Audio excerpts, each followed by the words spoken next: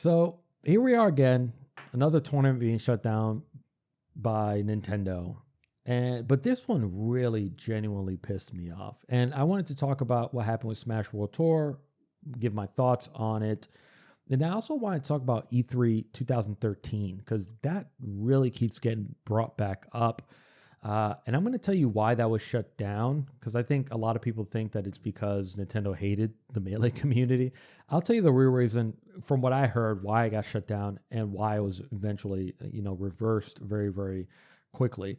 Now, my name is Joel. For those that don't know me, I used to work for Nintendo. I worked for the company for about 7 or 8 years. And if you ever went for Nintendo New York for an event, chances are you saw me there because I had my fingerprints on a lot of events. But if you went for a tournament, I was 100% there because during my time there, I operated and created and ran every tournament from beginning to end pretty much, obviously with collaboration of so many great people at the company. And it was so important for me to run those tournaments, especially the Super Smash Brothers one, because there was just such a need for it, especially even in a populous place like New York. The fans loved them so much. They showed so much appreciation. And I love watching, those competitions day and night. I'm a big spectator for the FGC more than I am a competitor. And it was, I remember just fighting as much as I could to get those tournaments done. And trust me, man, it was a fight. It was a battle of Nintendo. Big things, small things, in order to get these tournaments ran the way that I knew they had to be done for the community. Even something as simple as like items were off on this tournament was tough. You guys know how much Nintendo loves items for tournaments. That was like a big pushback. So I wanted to really give my 2 cents on what I think happened here. So, Smash World Tour put out this statement, and I'm not going to go too in depth into this statement because then we'd be here for a long time. But just some key things, especially shocking given our discourse with Nintendo the past 12 months. So they felt super confident in this event. How could they not, right? Working with Nintendo and Nintendo telling them like thumbs up, you guys are good to go, and then pretty literally pulling the rug at the last sentence. They give out stats: 325,000 in person, 250K pot, 350K prize pool for next year. They mentioned how they're going to be losing hundreds of thousands of dollars due to this cancellation. This is a key point that I wanted to highlight. We want to emphasize there are some great people working at Nintendo who have been advocating for the Smash community, even if it's not reflected in Nintendo's recent actions. That's a big thing. Whenever a company does something, I think there are a lot of people out there that think that every person's involved in those decisions, and that's not really true. I can tell you with 100% certainty, I was one of those people during my time that advocated for the Smash community, fought tooth and nail for that community. And there are a lot of people, especially in the West Coast, Nintendo Redmond, that absolutely fight for you guys. And one of the main reasons why is because we ourselves are fans of not just the FGC, but just huge fans of the game. Smash is the number one game at the company in terms of playtime. For us on the East Coast here in New York, like that's the break game. When you took a lunch break, you were playing Smash or you were watching people playing Smash. And the same can be said about the West Coast and Nintendo Redmond. Super Smash Brothers is the number one game. We fucking love that game. Like, look, all franchises get love, but nothing as much as Super Smash Brothers. They talk a lot about the Panda Cup partnership, the fact that Alan, their CEO, was almost like running, a mob racket, basically telling a bunch of stops on the SWZ circuit, like, hey, come to Panda, join our circuit. So basically when people go to your tournament, their points count towards our event. And basically telling them, if you don't, we're going to go to Nintendo and have them shut you down. So they kept reiterating, like, you guys are going to get shut down. It's like, I'm going to get my big brother to beat you up, making these threats in order to have, for example, Beyond the Summon give them broadcasting rights, which is like I mean, that's ridiculous. No one's going to give those broadcasting rights away. Like, hey, you're going to have to give me some cheddar if you want to broadcast this. But I want to focus on this one, that number 3, 2 circuits coexisting. This makes me believe that this shutdown was the cause of miscommunication. So one thing about Nintendo as a company is that there are a lot of people that are in positions to make decisions. And the thing about it is that you feel comfortable making decisions, right? You are empowered to make these decisions until out of nowhere, your boss or your boss's boss finds out something that they personally don't like. And unfortunately, they then have the power to veto everything. They don't care that this Nintendo rep was working with SWT for months and telling them everything is okay for close to a year. They don't care money getting lost. They don't really care much about the ramifications about that shutdown. They see something that doesn't make sense for the company and then they shut it down. I'm going to be very clear about this. Someone at Nintendo saying, yeah, it's okay for these 2 circuits to coexist when one of them is officially licensed by Nintendo is wrong. That, from my perspective as a former employee, that was the wrong messaging to put out there.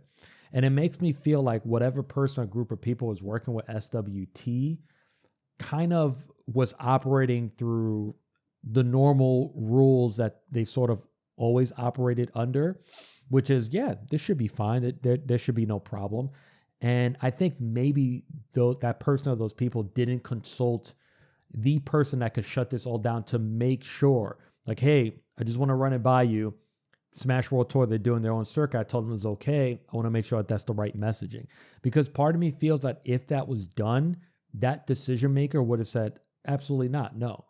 Because from the perspective of Nintendo, that makes sense. You don't want confusion, especially if you're officially partnering with one of these circuits. It wouldn't make any sense for these to coexist. So it would have been more understandable if they would have shut it down earlier. I think if Smash Bros. Tour would have come out and they would have said, hey guys, we can't run a circuit, we really wanted to, it would have sucked, but I think fans would be like, okay, I get it. It sort of makes sense that they're doing this Panda Global thing.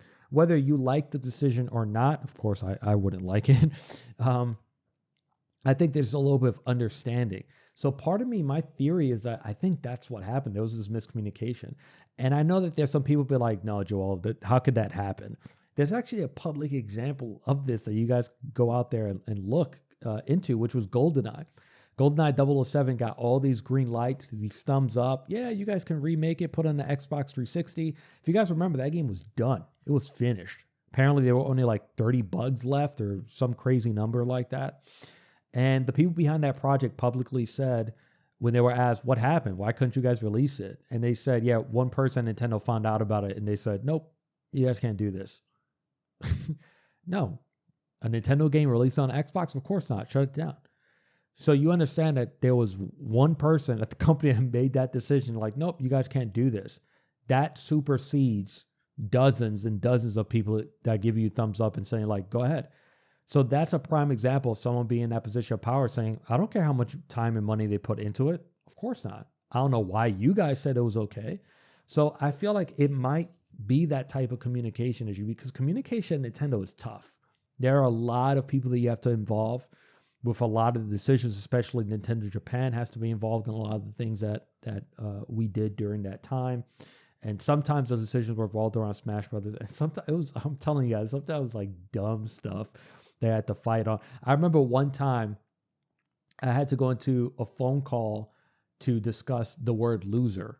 I was told at one point that I couldn't call it the losers bracket because no one, Nintendo, no one wants to be called the loser. It sounds ridiculous. I'm telling you guys, man, there was sometimes, and I think I came up with the idea of second chance. I was like, then I'll just have to call it the second chance bracket. And then sometimes a year could go by and you go back and those people are like, yeah, losers bracket is fine. Like things can change I'm telling you guys, it's so crazy. So a couple things was that Nintendo put out this statement where they basically were saying, yeah, we didn't tell them they have to shut it down. Nintendo did not request any changes or cancellation of remaining events in 2022, including the championship event, considering the negative impact on the players who are already planning to participate. So it's like the spokesperson that's saying, like, of course we can shut it down. Like, we care about the players. We understood they will impact a lot of people.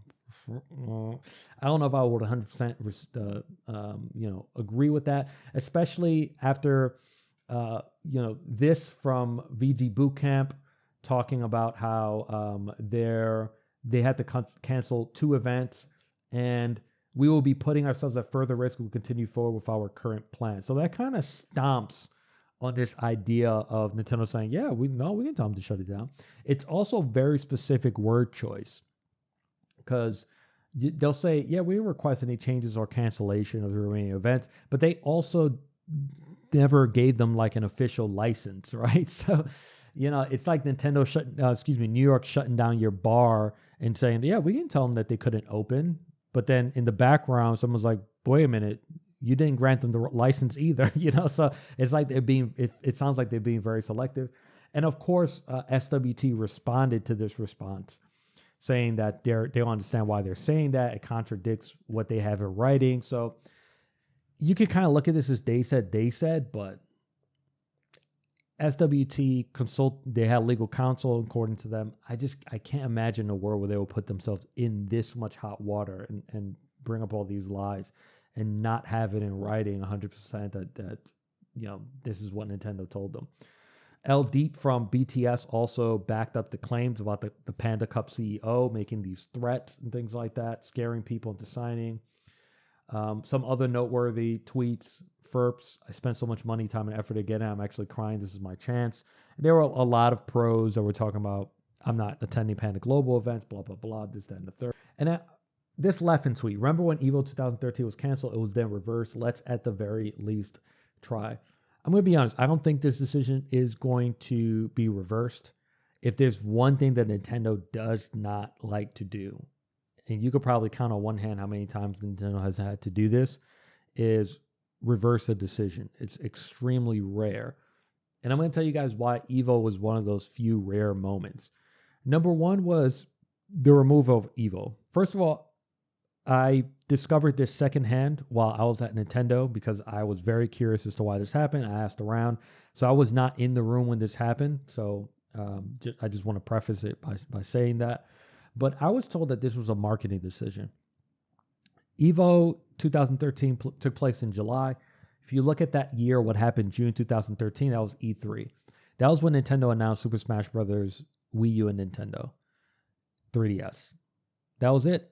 That was the reason why it was removed from EVO, is because Nintendo was announcing a brand new Smash Brothers, and they were tired of the focus being on 2 games ago. Nintendo wanted the focus to be on the game that we just announced. We just announced this game. So part of their marketing plan included it not being at EVO. And that was really it. It wasn't really hate for the community or anything like that. It really was a marketing thing. There were many employees at Nintendo that were against the decision. The moment that I found out about it, I remember messaging, one of the closest people at Nintendo that I worked with for Smash Bros. In the tournament. I was just like, you're working on this, right? Like, you're working on making sure this gets reversed. And that person was like, yeah, of course, I'm already on it. And a lot of employees did that. There were really 2 main reasons why this was reversed. Number one was employees. There were a lot of employees that went to bat to set up meetings and ensure that this decision was reversed by making them understand why this was a bad thing. The other reason, I think the primary reason why it was reversed, was the money that was raised. So close to $100,000 was raised. I think it was for breast cancer research. I think it was. If that money wasn't raised, I think that that decision at E3 2013 would not have been reversed. PR identified how terrible it looked as a company for them to say, yeah, we see how you guys raised all this money for a very, very good cause.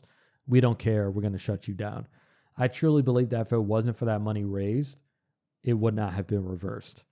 So it kind of was the community that caused that reversal, but it wasn't really like hashtag save Smash or save Smash at EVO.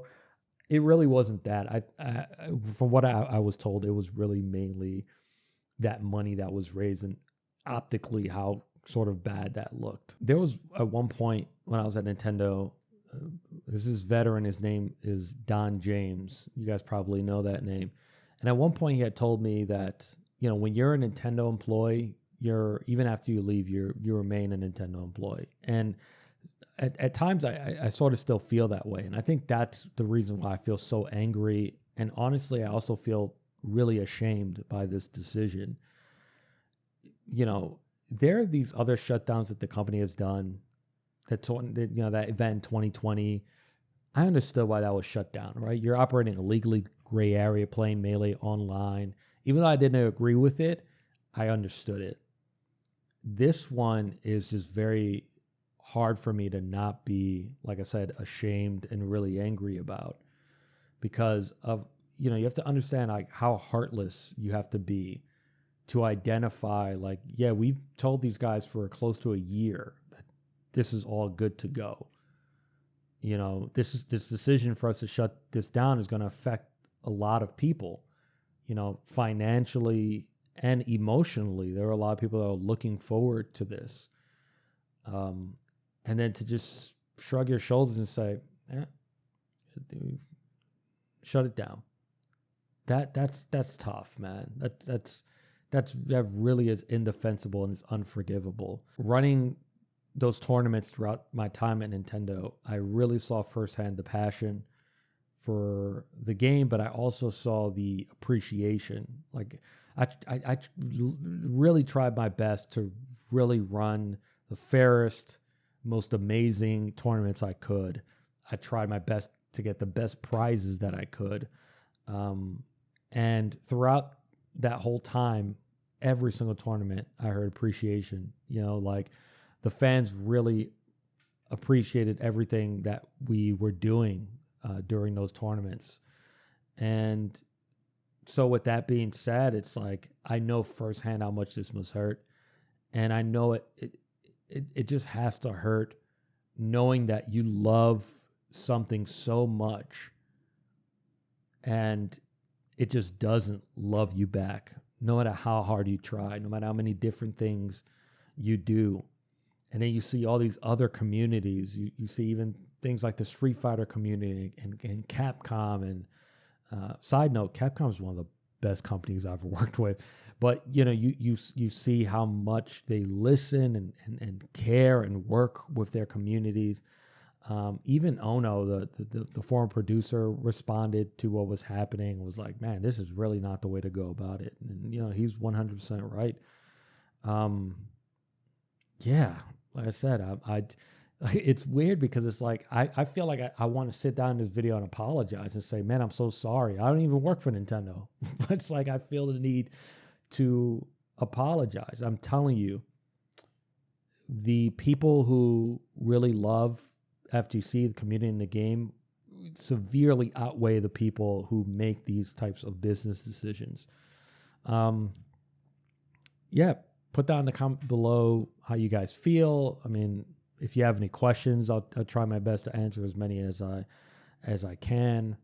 But that's it. Thanks for watching. Peace.